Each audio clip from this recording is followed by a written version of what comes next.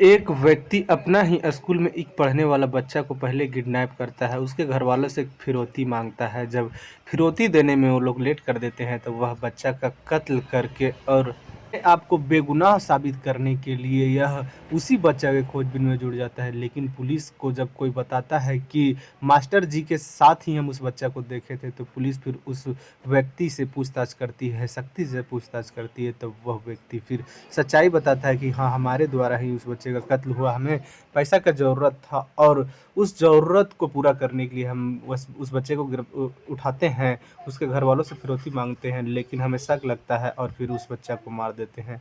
और वह व्यक्ति को जब जेल होता है तो वह बेरोल पे बाहर आता है और गायब हो जाता है और फिर 20-21 वर्ष के बाद फिर से वह पकड़ा जाता है। उसको भी कोई मारने के लिए आए हुए थे। जब उसको मार कर लोग लौट जाते हैं, पुलिस फिर इस व्यक्ति के कातिल को तो मुठभेड़ में मार देती है और फिर यह जो व्यक्ति जो 20-21 साल पहले एक लड़का का कत्ल करके भागा था, उस व्यक्ति का चेहरा जब लोग देखते हैं तो शक करते हैं कि यह वही व्यक्ति है। फिर पुलिस से को बताया जाता है। पुलिस भी जब फिंगर अपडेट लेती है और भी वगैरह वगैरह चेहरा मिलान करती है तो पता चलता है यह वही व्यक्ति है जो कि एक 13 वर्ष के बच्चे को फिरौती के लिए मार देता है। कहानी को पूरा सुनने के लिए वीडियो पर बने रहें। तो नमस्कार, आप देख रहे हैं द रियल क्राइम और मैं आपके साथ रंजीत साहू। दिल्ली के दरियागंज में एक स्कूल पढ़ता है जिसका नाम रामजस स्कूल होता है और यह स्कूल में एक लड़का पढ़ा करता था जिसका नाम संदीप बंसल होता है। संदीप बंसल का उम्र 13 वर्ष होता है और संदीप बंसल 20 जनवरी 1995 को पढ़ने के लिए स्कूल आया और फिर वह घर नहीं लौटता है। जब शाम हो जाता है और घर नहीं लौटता है तो उनको घर वालों को चिंता होता है। जो संदीप बंसल का पिता थे वह सीमेंट का कारोबारी थे। इनका सीमेंट का बिजनेस होता है और संदीप बंसल बच्चों से पहले इसके दोस्त से पूछताछ करते हैं। स्कूल जाया जाता है, स्कूल के टीचर से पूछताछ किया जाता है तो सभी यही बोलते हैं कि छुट्टी तक वह स्कूल में था और छुट्टी के बाद वह घर गया। अब किसी को पता नहीं कि वह कहाँ गया। फिर यह खबर पुलिस को दिया जाता है। पुलिस इधर खोजबीन कर रही थी और संदीप बंसल के पिताजी भी खोजबीन कर रहा था। तभी एक लैंडलाइन फ़ोन पे संदीप बंसल के घर में एक फ़ोन आता है और उधर से एक व्यक्ति बोलता है कि जो मैं बोल रहा हूँ उसे ध्यान से सुनो और अगर भूल जाते हो तो फिर एक कागज़ में नोट कर लो जो मैं बोल रहा हूँ। वह बताता है कि बस स्टैंड पहुँचो और वहाँ बागपत जाने वाली बस में 30,000 रुपया रख दो। और यह बात सुनने के बाद जो संदीप बंसल के पिता थे वह बस यही बोलते हैं कि मैं पैसा देने में कोई तरह की कोताही नहीं करूँगा, लेकिन हमारे बच्चे को कुछ नहीं होना चाहिए। और उधर से जो उस बच्चे को उठाया था वह व्यक्ति बोलता है कि हाँ, किसी तरह से कुछ नहीं होगा, बस किसी को बताना नहीं। और जो उसके पिता होते हैं वह चुपचाप से जाते हैं उस बस में डाल देते हैं पैसा और इधर जब उस नंबर पे फ़ोन लगाया जाता है तो उधर से फ़ोन उठाया नहीं जा रहा था, कभी लग नहीं रहा था, वो भी लैंडलाइन फ़ोन से लगा हुआ था, कोई फ़ोन बूथ से। और इनके पिताजी काफ़ी ज़्यादा इधर परेशान हो रहे थे। तभी एक राहगीर जब इसके संदीप बंसल के पिता को परेशान देखते हैं तो पूछते हैं कि क्या हुआ भाई साहब? तो ये बोलते हैं कि हमारे बच्चे को किसी ने किडनैप कर लिया, फिरौती मांगा तो हमने फिरौती भी दी है, लेकिन हमारे बच्चे को वापस नहीं किया गया है। तो वह व्यक्ति बताता है कि हम आपके बच्चे को वही स्कूल जो स्कूल में पढ़ा करता है बच्चा, रामजस स्कूल में के एक टीचर जो कि काफ़ी लंबे हैं, उसके साथ हमने शाम के वक्त देखा था। उनके पिताजी के कान खुलता है और तुरंत ही उसके पिताजी जाते हैं पुलिस स्टेशन और बताते हैं कि हमारा बेटा जो किडनैप हुआ है वह एक व्यक्ति के द्वारा पता चला है कि उसको वही स्कूल के टीचर जो है वह किडनैप किया है। टीचर का नाम सलीम होता है। तुरंत पुलिस के एक टीम जाती है सलीम के घर और उसको उठाती है और उससे पूछताछ करती है। शुरुआत में तो वह नहीं बताता है, लेकिन जब सख्ती से पूछताछ किया जाता है तो सलीम बोलता है कि मेरे साथ चलो और एक नाला के पास लेके जाता है और वहां जाने के बाद जो नज़ारा था वह देखने के बाद सभी के होश उड़ जाते हैं। वहां संदीप बंसल का लाश पड़ा हुआ था।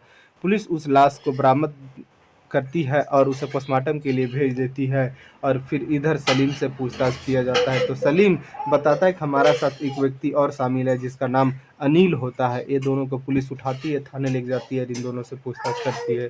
सलीम जो था वह बोलता है कि हमें पैसा का ज़रूरत था और इनके जो पिताजी थे वह सीमेंट के कारोबारी थे, इनके पास पैसा का कोई तरह की कमी नहीं था, जिस वजह से हम संदीप बंसल को उठाते हैं और फिरौती मांगते हैं। फिरौती तो दे दिया जाता है, लेकिन बच्चा हमें तंग किए जा रहा था, बहुत ज़्यादा रोए जा रहा था और हमें लगा था कि हम पकड़े जाएंगे, इसलिए संदीप बंसल का कत्ल कर देते हैं। और फिर यह बयान दर्ज किया जाता है, इन लोगों पर चार्जशीट तैयार किया जाता है, यह मामला कोर्ट जाता है। कोर्ट में जब यह मामला जाता है तो जज साहब जब पूरा मामला सुनते हैं और पढ़ते हैं तो फिर ये जो सलीम और अनिल थे, इन दोनों को उम्र कैद का सज़ा सुना दिया जाता है और ये दोनों उम्र कैद का सज़ा काटने लगते हैं। कई वर्ष बीतने के बाद जो सलीम होता है वह कोर्ट में एक अर्जी लगाता है और अपना पैरोल मांगता है और फिर इसका पैरोल पास हो जाता है और यह टीचर जो सलीम था उसको पैरोल दे दिया जाता है। लेकिन पैरोल के बाद वह बाहर निकलता है तो फिर से दोबारा थाना नहीं पहुंचता है, जेल नहीं पहुंचता है। जब पता किया करते हैं पुलिस तो पता चलता है कि सलीम जो था वह मर चुका है, किसी ने उसे मार दिया और उसका भी कोई पता नहीं है। और यह जो बात था वह ठंडे बस्ता में चला जाता है और सलीम को अधगम से लोग भूल जाते हैं। लेकिन जो सलीम था वह उत्तर प्रदेश के अलग अलग जगह में जाकर छिप के रहने लगता है। उस वक्त फ़ोन का सुविधा नहीं था, ऑनलाइन कुछ भी नहीं चला करता था, इसलिए लोगों को छुपने में काफ़ी ज़्यादा आसानी हो जाता था। लोग एक दूसरे को बस वहीं तक जान पाते जहाँ तक लोग देखते, बाकी मोबाइल के ज़रिए उस टाइम नहीं था, ऑनलाइन कोई भी सर्विस नहीं था जिससे कोई किसी को दूर से भी देख सके। और जो सलीम है था वह छूट जाता है, लेकिन वह जो सलीम छूटता है वह इस्लाम धर्म को अपनाता है और फिर जो नमाज था वह अदा करने लगता है और एक मौलाना के रूप में बन जाता है और बच्चों को कहीं न कहीं उर्दू पढ़ाने लगता है। और फिर वक्त धीरे धीरे आगे बढ़ रहा था, लेकिन सलीम था वह किसी तरह से अपना नाम ऊंचा करना चाहता था और सोशल मीडिया पे तरह तरह के अपना भावना को बोलने लगता है। कई जो इस्लामिक चीज़ था उस पर टिप्पणी करने लगता है कि यह सही यह गलत है और यह बात लोग को सुनकर काफ़ी ज़्यादा बुरा लग रहा था, लेकिन लोग चुपचाप रह जाते हैं। लेकिन एक दिन ऐसा आता है जो कि सलीम को दो व्यक्ति आते हैं उसी के ऑफिस में, लगातार चाकू गोद कर मार देते हैं।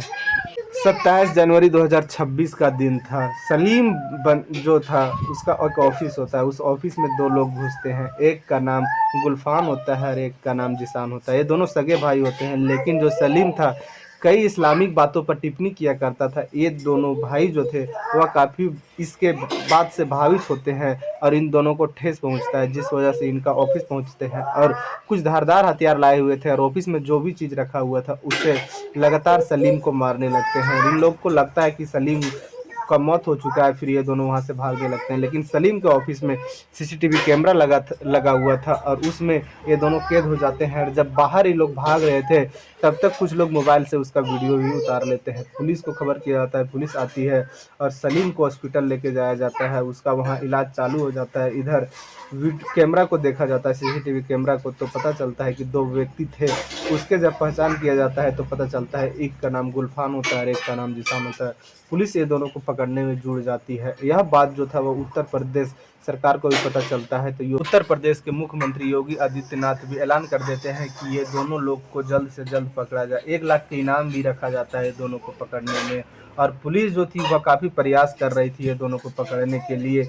तो 1 मार्च 2026 का दिन था। जो जिसान होता है वह एक रास्ते से गुजर रहा था, पुलिस उसे पकड़ने जाती है तो जो जिसान था वह पुलिस के साथ भिड़ जाता है और दोनों तरफ से मुठभेड़ होता है जिसमें जिसान मारा जाता है। इसके बाद 3 मार्च 2026 को गुलफान को भी पुलिस एक जगह पर देखती है, वहाँ उसको पकड़ने के लिए जाती है तो गुलफान भी मुठभेड़ करता है पुलिस के साथ और गुलफान भी मारा जाता है। यानी कि दोनों जो कातिल थे वह मारे जाते हैं। अब जो सलीम था वह अस्पताल में अपना इलाज करवा रहा था, वहाँ पुलिस जाती है, उससे बयान दर्ज करती है तो वह व्यक्ति बताता है कि हम अपने ऑफिस में थे और दोनों अचानक आते हैं और हम पे वार कर देते हैं। लेकिन यह वीडियो जो था वह अलग अलग जगह पर तैरने लगता है, खास करके उत्तर प्रदेश में। तो उत्तर प्रदेश के एक व्यक्ति जो था वह यह वीडियो को बार बार देख रहा था और देखते देखते उसको लगता है कि यह वही सलीम है जो संदीप बंसल का कत्ल करके भागा है। इसे पैरोल मिला था और वह जेल से निकलकर भाग जाता है। तो यह जो बात था वह पुलिस को बताया जाता है, पुलिस आती है और चेहरा पहचान करती है और फिंगर अपडेट लेती है तो पता चलता है कि यह सलीम है जो कि संदीप बंसल का कत्ल किया था 1995 में।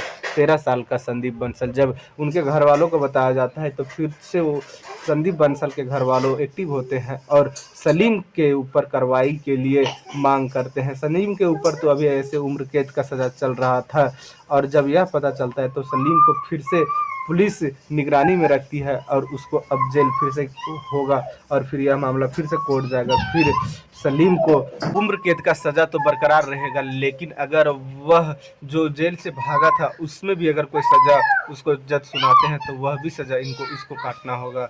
अब सलीम को आगे क्या सज़ा मिलता है, लेकिन सलीम अभी अस्पताल में है और अपना जख्म को भर रहा है और वह अस्पताल से सीधा थाने जाएगा, जेल जाएगा। और जो सलीम था वह वहाँ से भागने के बाद शादी किया था और शादी करने के बाद सलीम का कई बच्चे भी थे। अब इनके बच्चे और बीवी का ज़िंदगी कहीं न कहीं बचते दिख रहा है। अब सलीम के ऊपर क्या कार्रवाई होता है अगला वीडियो में आपको अपडेट के माध्यम से बताया जाएगा। इस कहानी में इतना ही। जय हिंद, जय भारत।